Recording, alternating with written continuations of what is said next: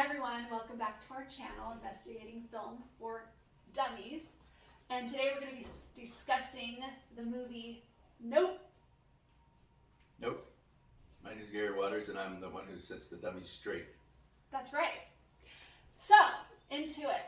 I loved the film, thought it was really great. I really enjoyed the journey that the characters took. My teenage son, who's 14, hey Chris!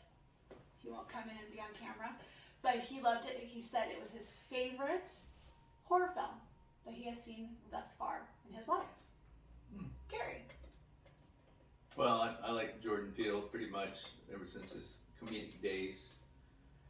I'm not sure what channel he was on, MTV or something like that.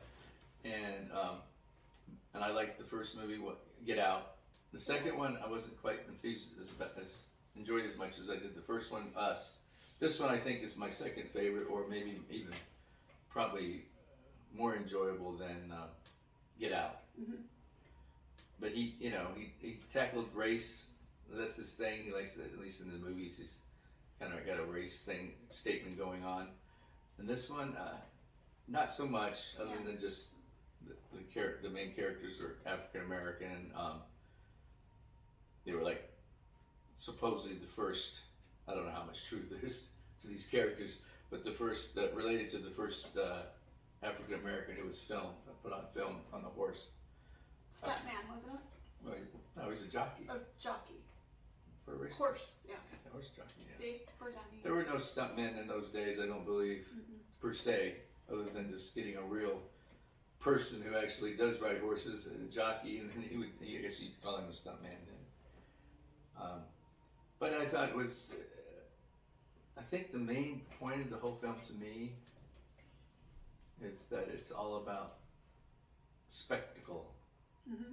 Spectacle of even the little theme park is a spectacle to people. The little theme park is a spectacle.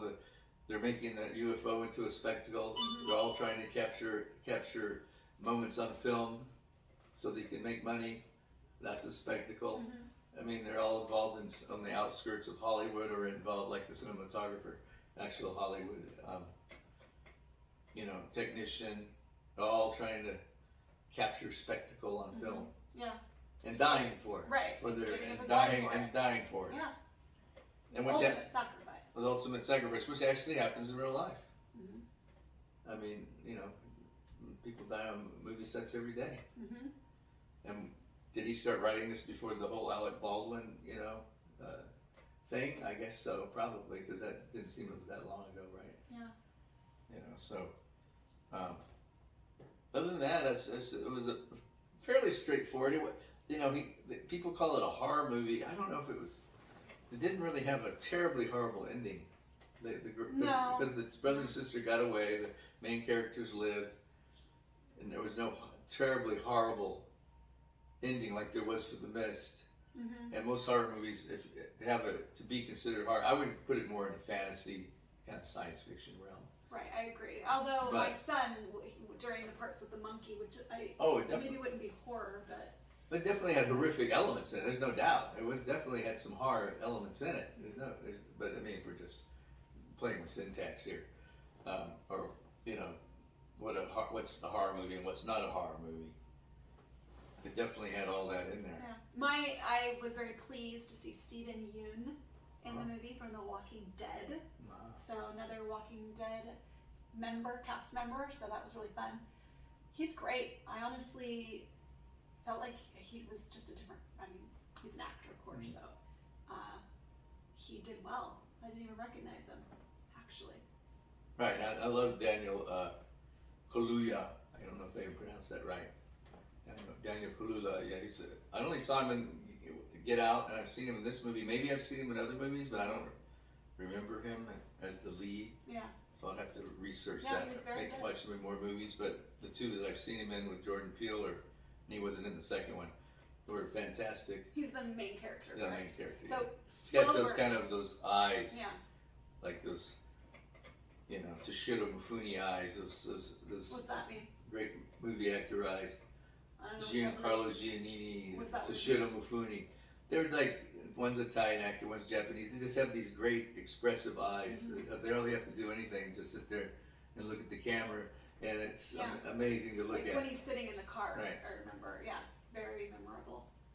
But I felt like his performance was a slow burn because he was so low key in the beginning of the movie, like super introverted. I thought he portrayed that really well. Yeah, kind of a Buster Keaton thing. Who's Buster Keaton? He was a very famous silent movie maker, because he was, besides actor, he directed and made his own movies, and he always had the deadpan face. Never, not much expression coming out. Yeah, but in the eyes. Yeah. Yeah. And I thought body language too, to portray that character. I mean, because it could become very boring if you don't act it well. So I thought he did a great job. Right. And his sister, I assume, is Keke Palmer. I'm not really familiar with her work. She was kind of a wild thing. Kind of a wild character. Yeah, I liked her a lot. Yeah. It was I foresee pushing great her things brother for both of them. Since we're brother and sister, pushing her brother to do things that he might not want to do. Yeah. Well, it makes some money. Right. Yeah, I mean, so going back to the monkey though, we were talking about this before. I just didn't know where that all came in and why they. I mean, I know they're neighbors, but that whole. Well, Steven Yeun was the character was a child star, and he had that horrific. And he was actually the link for a lot of this stuff. Yeah, that is true. Being the one who had to experience the death of the poor monkey right in front of him. Yeah. But also watch him eat his cast members. Yeah. I mean, that's where the horror came in, I thought. Which was, I thought was handled very tastefully, because it could have been much more graphic. Yes. Then it would have been a true horror movie.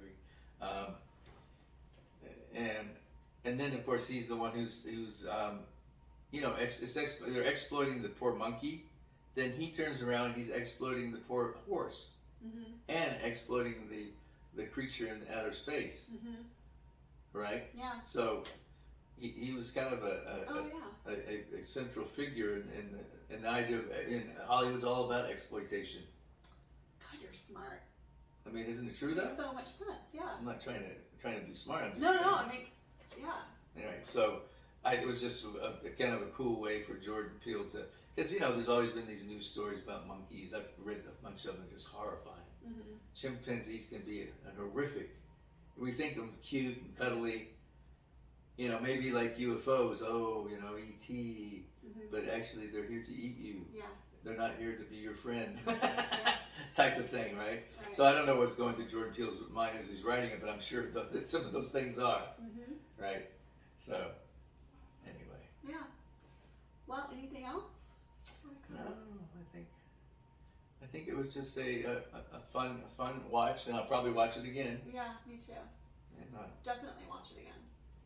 And I didn't make this up. That I just read this online. It was like, nope, they're saying not of planet Earth. Yeah. It stands for. So everybody's got their theories. It's just one of those movies that it was just really fun to watch and something I want to go see again. And I loved it, and I'm in my 40s. You loved it. You're in your, and then the teenager loved it. So recommended. Yeah. Recommended watch. Oh, do you think there's gonna be Nope 2? Nope 2? No. You don't think? No. He I think I did see something with Jordan Peele, and he said that he's got a whole bunch of ideas for movies, but I don't think Nope 2 is one of them. Unless, of course, it was a Universal picture. Maybe they can offer him like unbelievable amounts of money. I don't know how big of a hit this movie is. I don't know anything about the numbers or anything like that. So, these executives, that's all they think about is the bottom line and how much money they're going to make. Unless they're some kind of artsy-fartsy producer. But in general, I think, unless it's a huge hit, and then if it is, they could somehow wrangle the property away from Jordan Peele for X amount of money, and then they could hire some other director to do it, blah, blah, blah. But, the odds of that happening are probably pretty slim.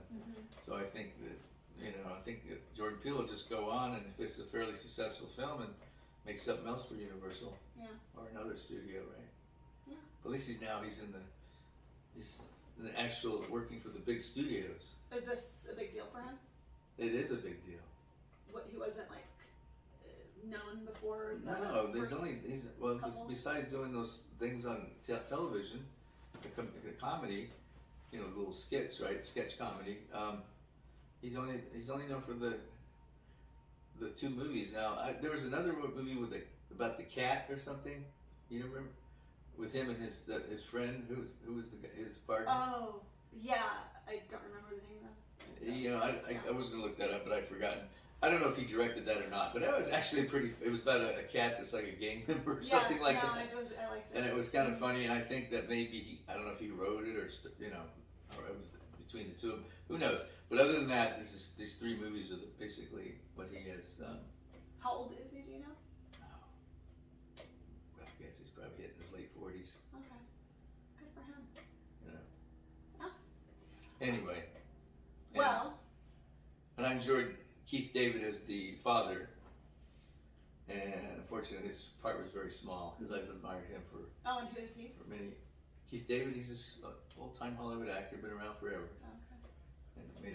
And made many movies, and he was just he just wasn't in the spoiler alert, wasn't in the movie very long. Yeah, very.